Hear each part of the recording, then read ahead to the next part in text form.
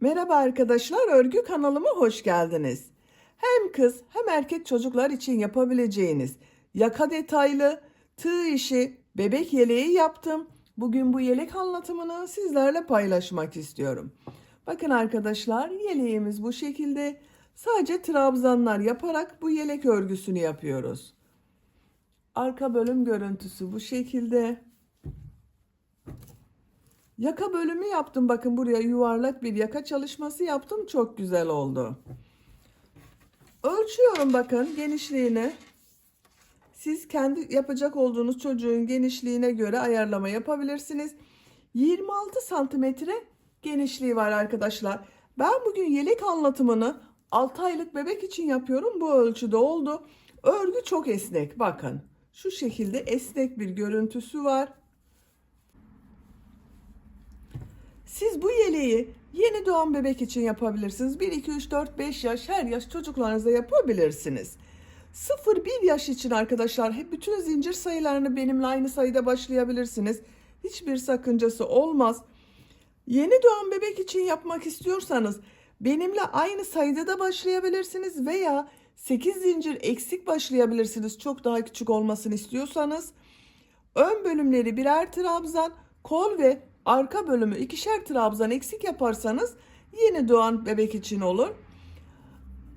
Bu arttırma sırasını benim yaptığımdan 2 sıra eksik yapmalısınız.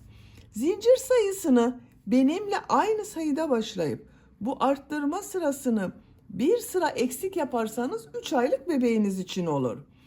1 yaş çocuk için yapmak istiyorsanız yine bu zincir sayısını aynı sayıda başlayabilirsiniz. Burada yaptığım arttırma sırasını bir sıra fazla yaparsanız 1-2 yaş arası çocuklarınız için olur. 2 yaş çocuk için yapmak istiyorsanız 8 zincir fazla başlayabilirsiniz. Ön bölümleri birer trabzan, kol ve arka bölümleri ikişer trabzan fazla yaparsanız 2-3 yaş arası çocuklarınız için olur. Ön bölümden düğmeli yaptım. Bakın buraya düğme ilikleri yaptım. Karşısına düğmeler diktim.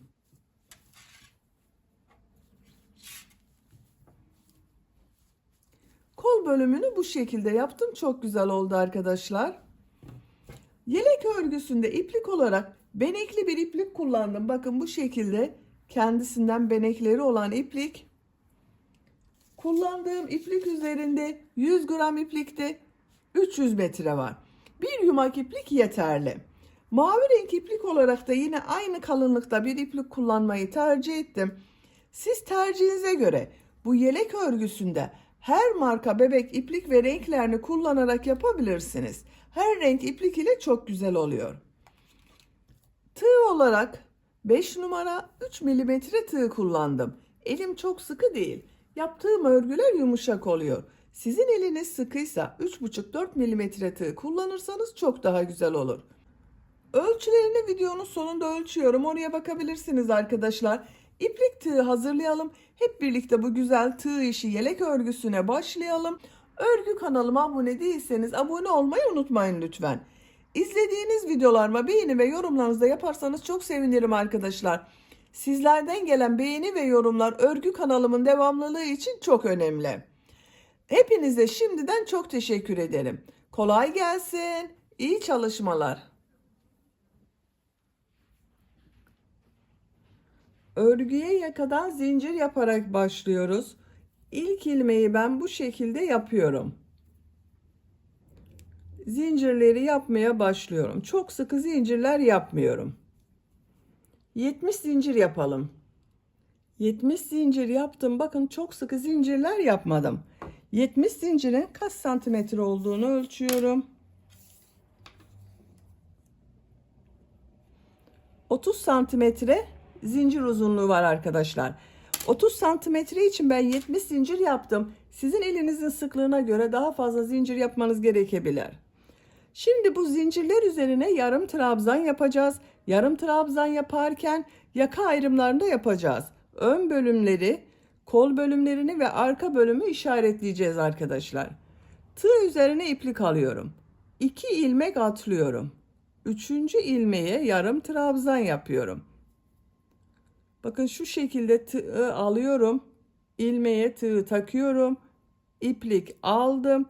3 ilmek var. Üçünün içinden bir defada çekiyorum. Yarım trabzan oluyor. Ön bölüm için 10 yarım trabzan yapıyorum. Sıra başında yaptığım bu 2 ilmek atlama da bakın bir yarım trabzan oluyor. 1, 2, 3, 4, 5, 6, 7, 8, 9, 10. 10 yarım trabzan yaptım. Arttırma yeri için 2 zincir yapıyorum. Kol bölümüne 14 yarım trabzan yapıyorum.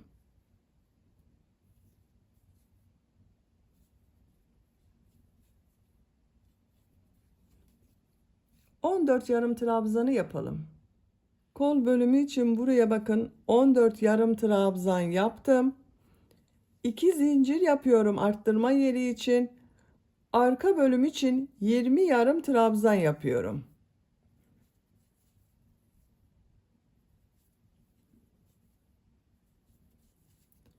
Bu ön bölümü siz kaç trabzan yaptıysanız arkadaşlar, bu arka bölüm ön bölümün 2 katı olacak. 2 ön bölümün toplamını arka bölüm için yarım trabzan yapıyoruz.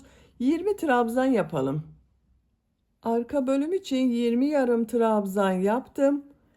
2 zincir yapıyorum. Kol bölümü için 14 yarım trabzan yapıyorum.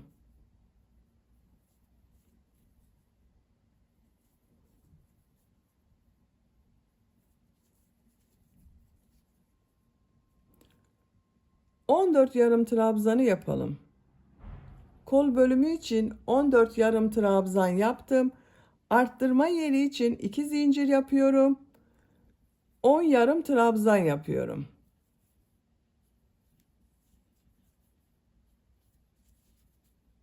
On yarım trabzanı yapalım. Ön bölüm için 10 yarım trabzan yaptım. Bu sırada yaka ayrımlarını yaptık arkadaşlar. Ön bölümler için 10 yarım trabzan, kol bölümleri için 14 yarım trabzan, arka bölüm için de bakın 20 yarım trabzan yaptım.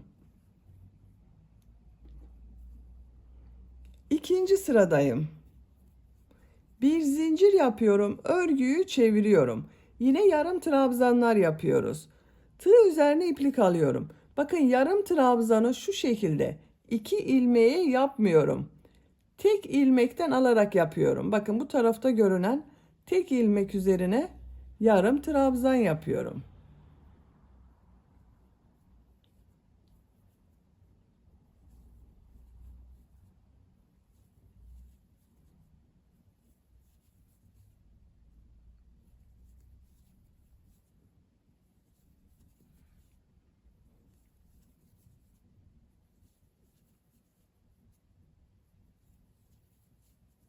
Bakın 2, 4, 6, 8, 10 yarım trabzan yaptım. Arttırma yerine bir yarım trabzan, 2 zincir, bir yarım trabzan yapıyorum.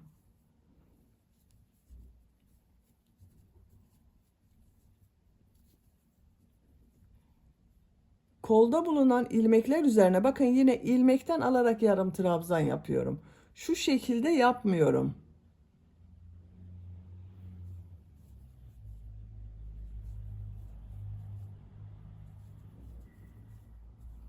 Arttırma yerine kadar devam edelim. Arttırma yerine kadar kol bölümünde yarım trabzan yaptım. Buraya bir yarım trabzan, 2 zincir, bir yarım trabzan yapıyorum. Bakın kol bölümünde bu sırada arkadaşlar 2, 4, 6, 8, 10, 12, 14, 16 yarım trabzan oldu. 2 yarım trabzan artmaya oldu bakın bu sırada. İlmeklere yarım trabzan yaparak devam ediyorum. Arttırma yerine kadar devam edelim. Buraya kadar yarım trabzan yaptım. Arttırma yerine bir yarım trabzan, 2 zincir, bir yarım trabzan yapıyorum.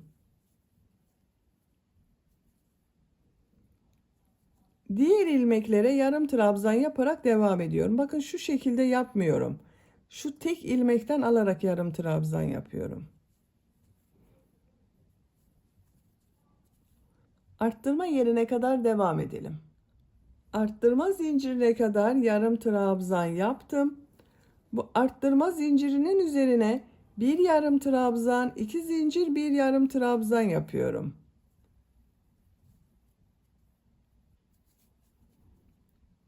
Diğer ilmeklere yarım trabzan yaparak devam ediyorum. Bakın ilmekten alarak yarım trabzan yapıyorum.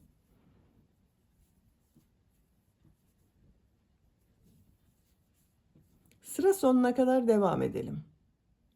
Sıra sonuna kadar tamamladım. Son trabzanı bakın burada 2 ilmek atlayarak bir yarım trabzan yaptım. İkinci zincir üzerine yapıyorum.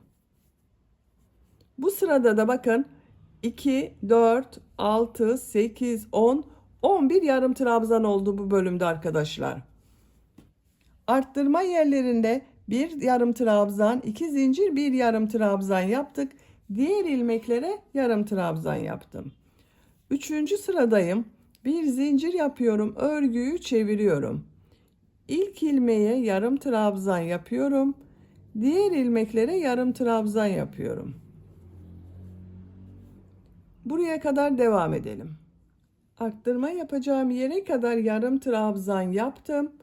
Tığ üzerine iplik alıyorum. Buraya bir yarım trabzan, 2 zincir, bir yarım trabzan yapıyorum. Diğer ilmeklere yarım trabzan yaparak devam ediyorum. Bakın şu şekilde ilmekten alarak yapıyorum arkadaşlar. 2 ilmekten yapmıyorum. Tek ilmekten alarak yarım trabzan yapıyorum.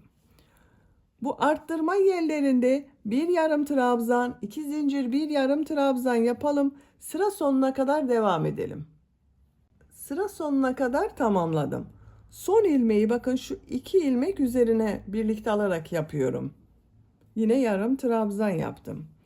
Bu sırada bu 4 yerde bir trabzan, yarım trabzan, 2 zincir, bir yarım trabzan şeklinde arttırma yaptım. Roba görüntüsü bu şekilde oldu bakın.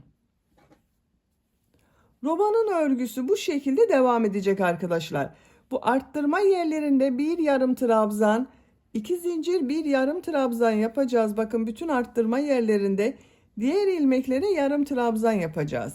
Yapacak olduğunuz çocuğun büyüklüğüne göre bu 4 yerden arttırmalar yaparak roba örgüsüne devam edelim. Yaka arttırma sırasını yapacağım ölçüye göre ben tamamladım. 1, 2, 3, 4, 5, 6, 7, 8, 9, 10, 11, 12, 13, 14 sıra yaptım. 15. sıradayım.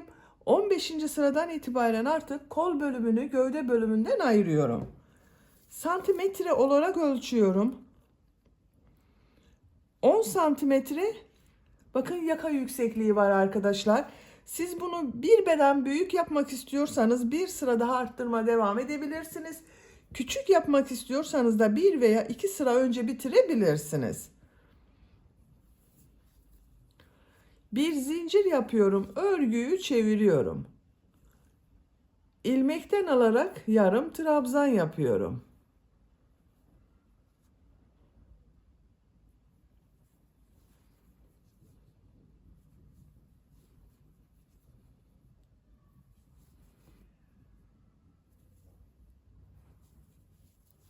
Arttırma yaptığımız bu zincire kadar devam edelim.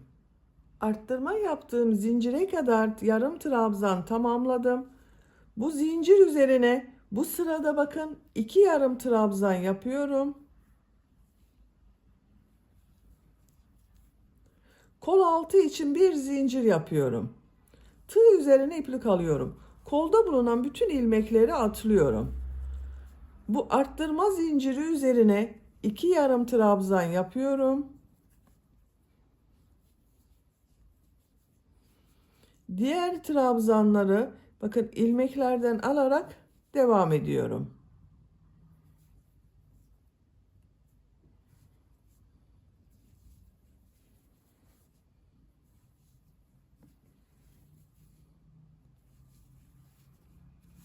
Buraya kadar devam edelim. Buraya kadar bakın yarım trabzan tamamladım. Arttırma yerine 2 yarım trabzan yapıyorum. Kol altı için bir zincir yapıyorum. Kolda bulunan bütün ilmekleri atlıyorum. Bu arttırma yaptığım bir zincir üzerine 2 yarım trabzan yapıyorum.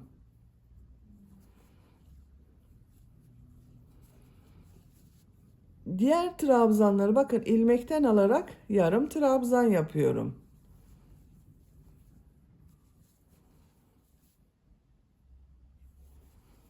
Sıra sonuna kadar devam edelim. Sıra sonuna kadar tamamladım.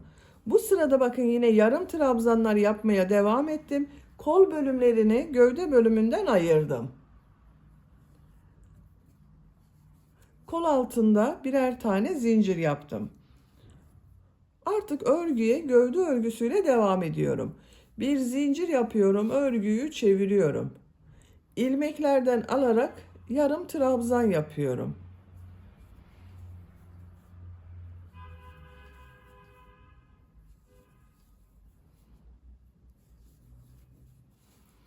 Buraya kadar devam edelim. Kol altına kadar yarım trabzan tamamladım. Bu kol altında bakın bir zincir yaptım. Bu zincir üzerine 2 yarım trabzan yapıyorum.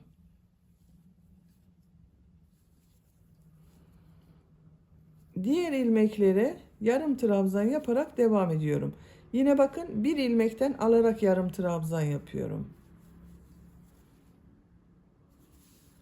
Buraya kadar devam edelim.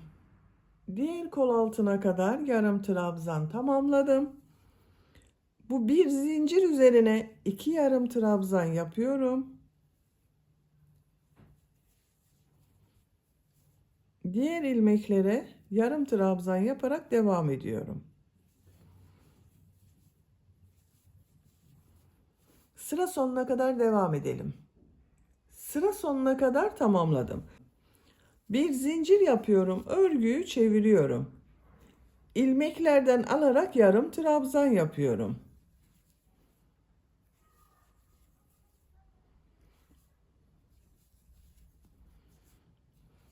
Sıra sonuna kadar devam edelim. Bir zincir yapıp örgüyü çevirelim. Bu şekilde gövde örgüsüne devam ediyoruz arkadaşlar. Bakın, görüntüsü bu şekilde oldu. Yapacak olduğunuz çocuğun büyüklüğüne göre bu sıraları tekrarlayarak gövdenin örgüsünü tamamlayalım.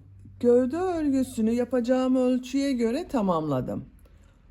Kol altından sonra bakın 1, 2, 3, 4, 5, 6, 7, 8, 9, 10, 11, 12, 13, 14, 15, 16, 17, 18, 19, 20, 21 sıra yarım trabzan yaptım arkadaşlar.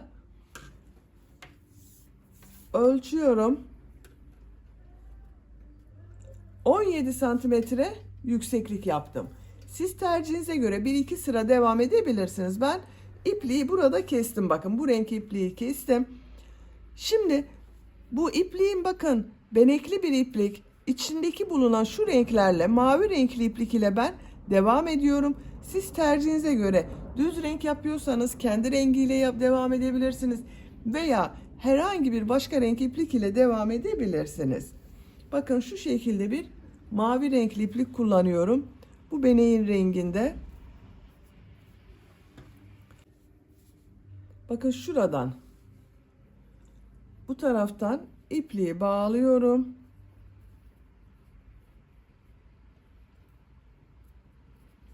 Buradan ilmek yapıyorum. 2 zincir yapıyorum. Bu 2 zincirde bir trabzan. Şu ilk trabzanı ters taraftan boşluktan alıp trabzan yapıyorum. Bu trabzan bakın düz taraftan boşluktan alıp trabzan yapıyorum. Ters taraftan boşluktan alıp trabzan yapıyorum. Bakın şu şekilde yapmıyorum arkadaşlar. Şu tığı trabzan boşluğuna takıyorum. Trabzan yapıyorum. Bir düz bir ters boşluktan alarak trabzan yapıyoruz.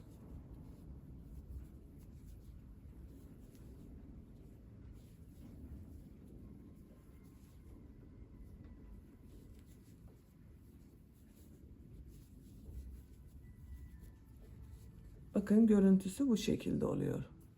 Sıra sonuna kadar devam edelim. Sıra sonuna kadar bir düz bir ters boşluktan aldım, trabzan yaptım. Görüntüsü bu şekilde oldu. Son ilmeğe bakın, trabzan yapıyorum. 2 zincir yapıyorum. Örgüyü çeviriyorum. Bu sırada yaptığım bu trabzanları nasıl görüyorsam o yönde boşluktan alıp trabzan yapıyorum. İlk trabzan ters tarafta görüyorum. Boşluktan alıp trabzan yapıyorum. Düz tarafta görüyorum. Boşluktan alıp trabzan yapıyorum.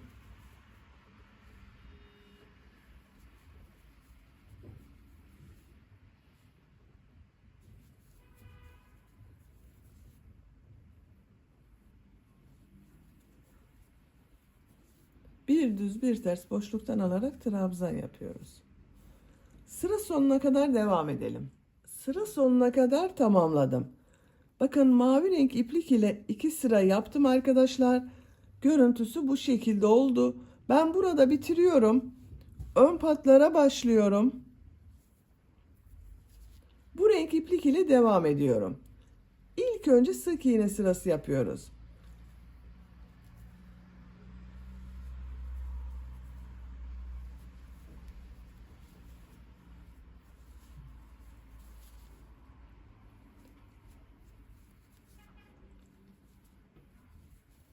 Bakın bu şekilde sık iğne yapıyorum.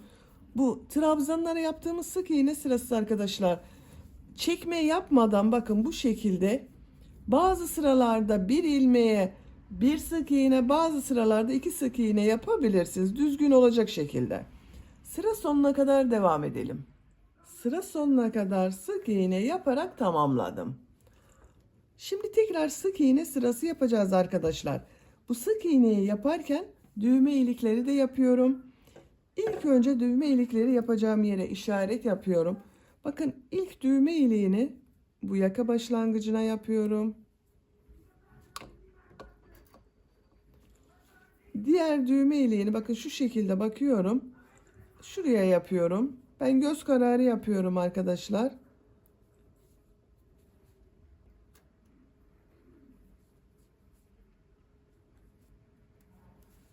Bakın şunları saydım. İşaret yaptığım sıra var, şu kabarık görünen. Bundan sonra 1, 2, 3 sıra saydım. 4. sırada düğme için işaret yaptım. 1, 2, 3, 4. sıraya işaret yaptım. 1, 2, 3, 4. sıraya işaret yapıyorum. Ben 4 düğme kullanmayı tercih ediyorum. Siz tercihinize göre bunu daha sık yaparak 5-6 düğmeli yapabilirsiniz.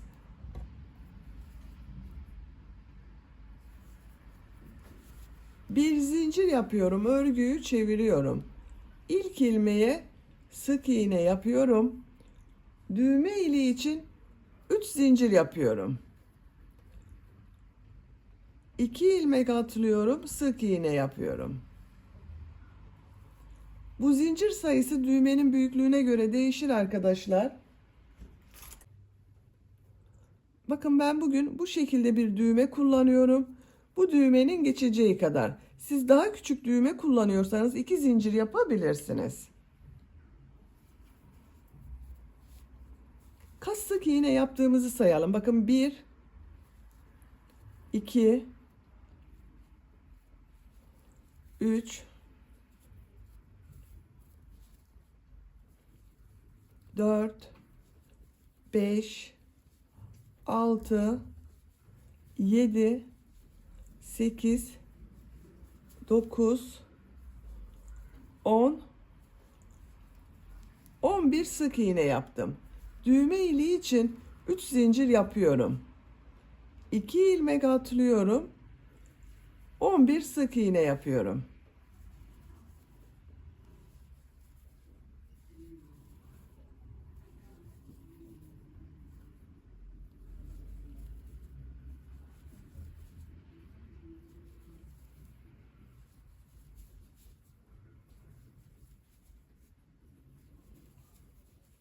...11 sık iğne yaptım. Düğme iliği için 3 zincir yapıyorum. 2 ilmek atlıyorum. Sık iğne yapıyorum.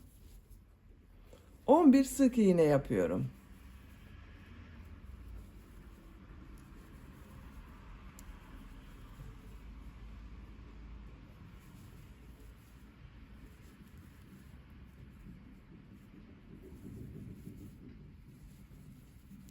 On bir sık iğne yaptım.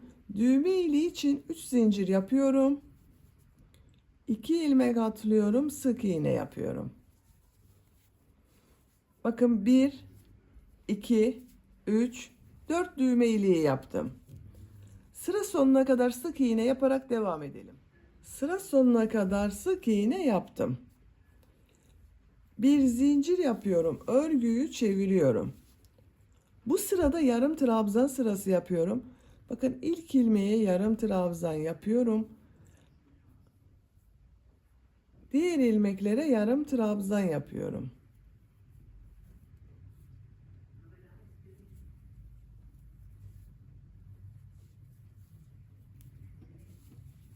Düğme iliği yaptığımız zincire kadar devam edelim. Düğme iliği yaptığım zincire kadar yarım trabzan yaptım. Zincir üzerine 2 yarım trabzan yapıyorum. Diğer ilmeklere yarım trabzan yapıyorum. Bakın düğme iliği daha belirgin oldu. Bu zincir üzerine ve bu zincir üzerine 2 yarım trabzan yapalım. Diğer ilmeklere 1 yarım trabzan yapalım. Sıra sonuna kadar devam edelim. Sıra sonuna kadar tamamladım. Bakın düğme ilikleri yaptığım zincirler üzerine 2 yarım trabzan yaptım. Diğer ilmeklere birer yarım trabzan yaptım. Son ilmeğe de yarım trabzan yaptım. Yaka çevresinde sık iğne yaparak devam ediyorum.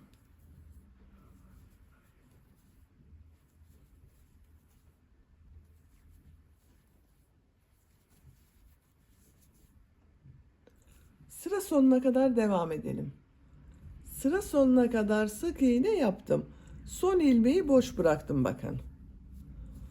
Bu ön patta devam etmiyorum arkadaşlar. İpliğin diğer ucunu çıkarıyorum. Bakın bu ipliği burada bekletiyorum. Bu beklettiğim iplik ile son sırada yarım trabzan sırası yapacağız. Bakın şu yuvarlak görüntüyü elde etmek için bu ipliği bekletiyorum. İpliğin diğer ucuyla 2 sıra sık iğne yapıyorum. Şu ilmekten ilmek yapıyorum. Sık iğne yapıyorum.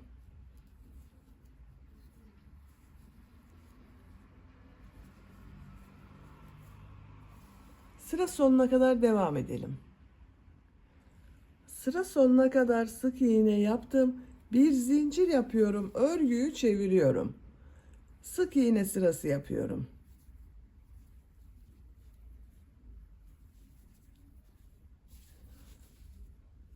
Sıra sonuna kadar devam edelim. Sıra sonuna kadar sık iğne yaptım. İpliği kesiyorum. 2 sıra sık iğne yaptım. Şimdiki sırada trabzan sırası yapacağız, yine yarım trabzan sırası. Bakın burada da aynı yaptım arkadaşlar. Burada beklettiğim iplik ile devam ediyorum.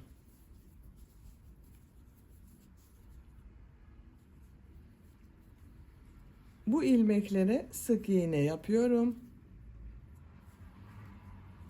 Bakın son ilmeğe sık iğne yaptım. Yarım trabzan yapıyorum artık.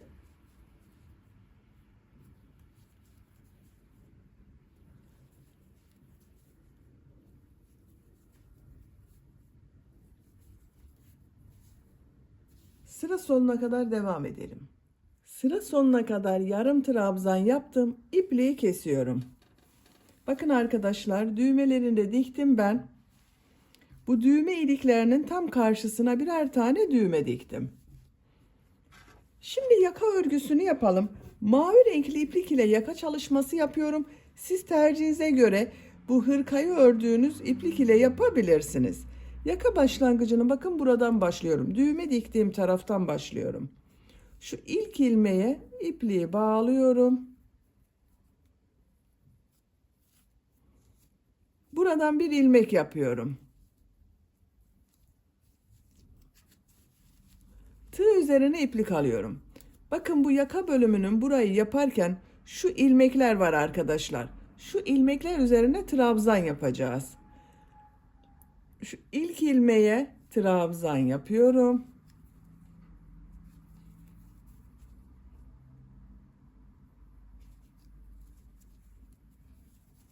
Bakın ilmekleri gösteriyorum. Şu ilmekler.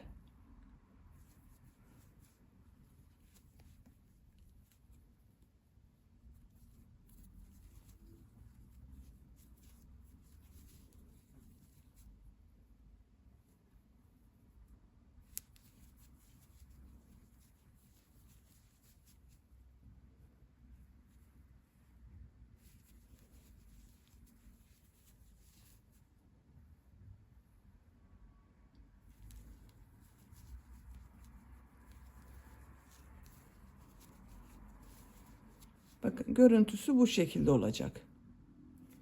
Sıra sonuna kadar trabzan yaparak devam edelim. Sıra sonuna kadar trabzan yaptım. Bakın şu son ilmeğe de trabzan yaptım.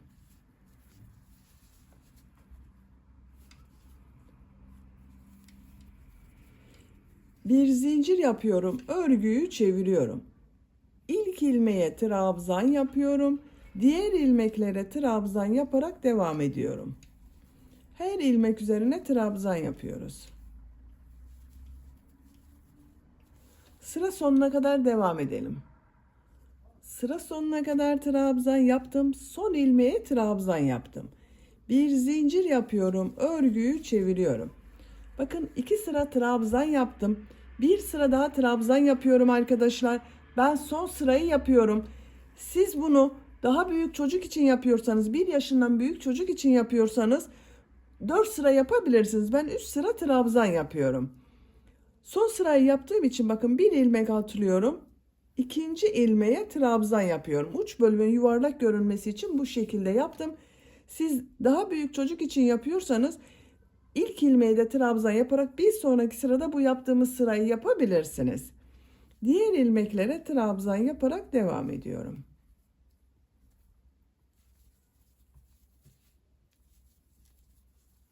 Bakın burada yuvarlak bir görüntü elde ettik. Sıra sonuna kadar devam edelim. Sıra sonuna kadar trabzan yaptım. Son ilmeği bakın trabzan yapmadım.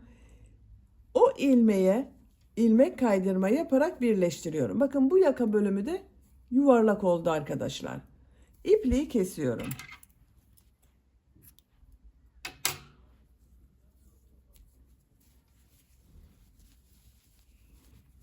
Bakın yaka görüntüsü bu şekilde oldu. Burada bitirmiyorum. Şimdi bu yaka çevresinde bir sırada sık iğne yapıyorum. Bakın yine buradan başlıyorum. Şu ilmeğe ilmek yapıyorum ilk ilmekten. İpliği bağlayabilirsiniz. Ben ilmek yapıyorum. Sık iğne yapıyorum.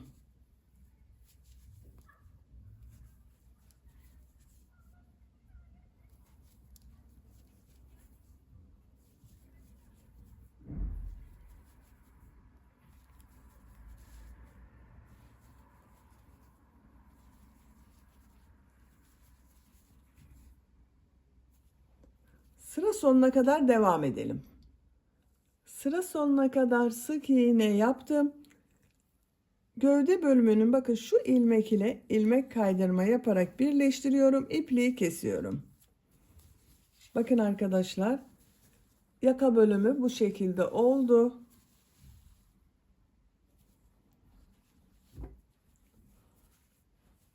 Bakın çok güzel oldu. Yakanın uç bölümleri bakın yuvarlak oldu. Şimdi kol örgüsünü yapalım. Bu renk iplik ile yarım trabzan yapıyorum. Kol altında bulunan ilmeğe ipliği bağlıyorum.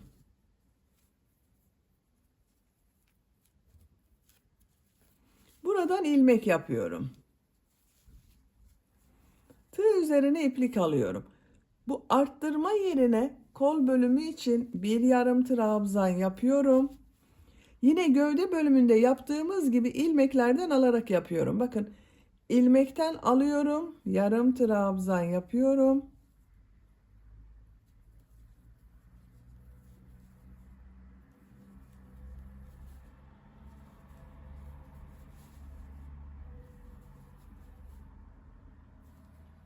Sıra sonuna kadar devam edelim. Sıra sonuna kadar tamamladım. Arttırma yerine kol bölümü için bir yarım trabzan yapıyorum. Kol altında bulunan şu ilmek ile ilmek kaydırma yaparak birleştiriyorum. İpliği kesiyorum. Bu renk ipliği kesiyorum. Siz aynı renk iplik ile devam ediyorsanız kesmeden devam edebilirsiniz. Ben buradan itibaren kol bölümünde mavi renkli iplik kullanıyorum. Bakın diğer kol örgüsünü yaptım.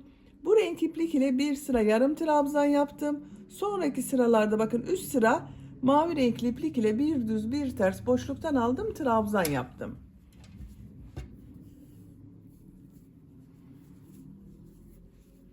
Kol altında bulunan şu ilmeğe ipliği bağlıyorum.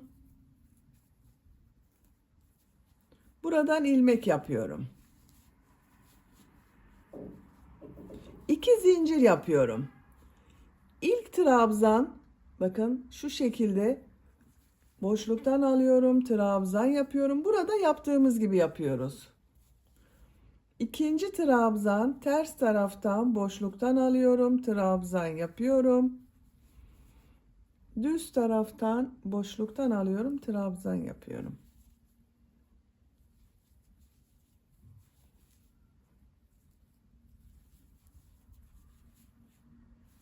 Sıra sonuna kadar devam edelim. Sıra sonuna kadar tamamladım. Son trabzan, düz taraftan boşluktan aldım, trabzan yaptım. İlk ilmek ile ilmek kaydırma yaparak sırayı birleştiriyorum.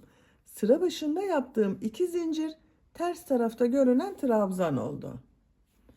2 zincir yapıyorum. Bu sırada bu trabzanları nasıl görüyorsam o şekilde boşluktan alıp trabzan yapıyorum. Düz taraftan boşluktan alıp trabzan yapıyorum. Ters taraftan boşluktan alıp trabzan yapıyorum.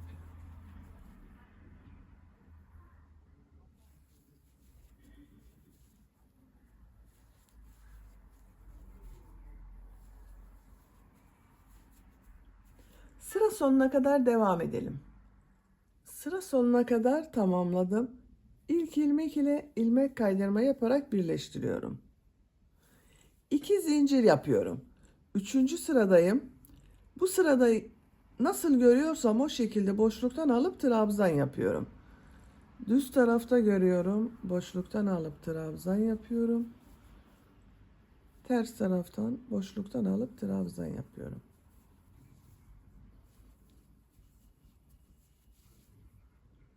Sıra sonuna kadar devam edelim. Sıra sonuna kadar tamamladım. İlk ilmek ile ilmek kaydırma yaparak birleştiriyorum. İpliği kesiyorum.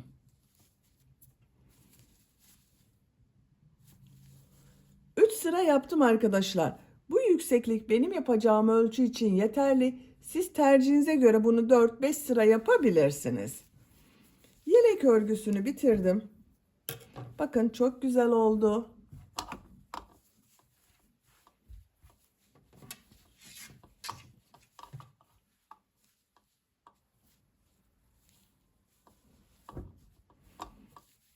Bakın düğme iliklerinin tam karşısına düğmelerini diktim.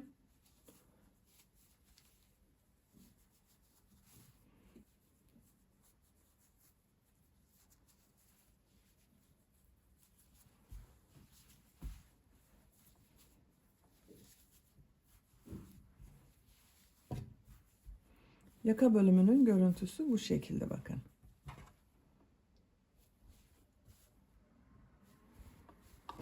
Bitmiş olarak ölçülerini söylüyorum. Kol altının buradan gövde genişliğini ölçüyorum. 26 santimetre. Kol altından yüksekliği ölçüyorum. 19 santimetre. Omuzdan yüksekliği ölçüyorum. 31 santimetre. 6 aylık bebek için yaptım, bu şekilde oldu. Örgü çok esnek arkadaşlar bakın. 1 yaş bebeğe de çok rahat olur. Beni dinlediğiniz ve izlediğiniz için hepinize çok teşekkür ederim. Örgü kanalıma abone değilseniz abone olmayı unutmayın lütfen.